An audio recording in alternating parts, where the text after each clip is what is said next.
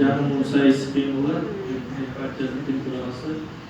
Birinci mizan dolgu boyunca ikinci hukukta sunuş bu janağı deputatlardı aktan çakırıp alуу mekanizminde ошо президенттер негизинде ошол өтө маанилүү акчен депутаттар элди алда барганда пиар аркылуу шайлангандан кийин такыр эл болгон бир тескери мамиле жок болот да.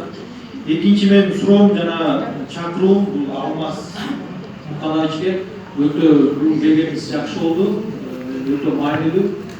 Мен айтайын дегеним азыр дагы эле кеч эмес, мынакей сиздер жалгыз талапкер Айзиз Суракматовду алып чыккандан бери коомчулукта ошол талапкер боюнча көптөгөн нааразычылыктар мынакей мурунку бенде тегерексиз болуп айтылды. Айзиз Суракматов Елизавета компаниясы балдар ойлоп аткан биздин бакчаны каркылууга мен ага каршымын, анын моралдуулугу жок депчи.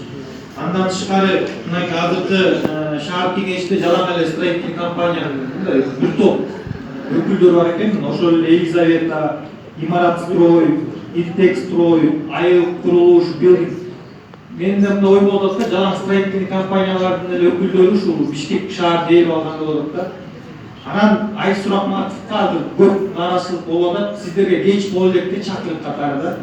Ошол 8 август күнү Айзиз Суракматовдун негизи эле шаар кеңеш депутаттарына кайрылып кандидатын жактырбоого чакырат элем.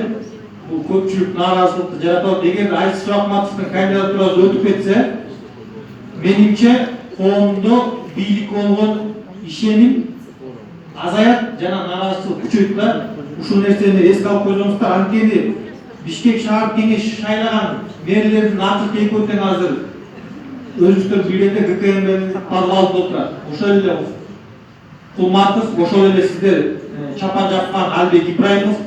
Ошондуктан мен оюмча азыркы шаар кеңешинин депутаттары дагы эле кландардын, дагы эле Алмаз Керенбай сизге сүйлөп атат. Сизге кайрылып сүйлөп атам, ошондуктан пункт коюп койсоңуз. Ошондуктан Айзиз Суракматовдун сөздөр жүрүп атат.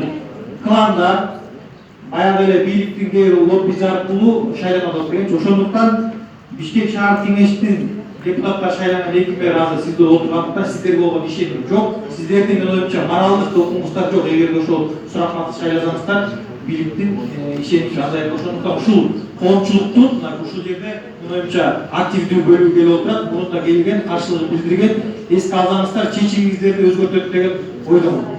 Рахмат.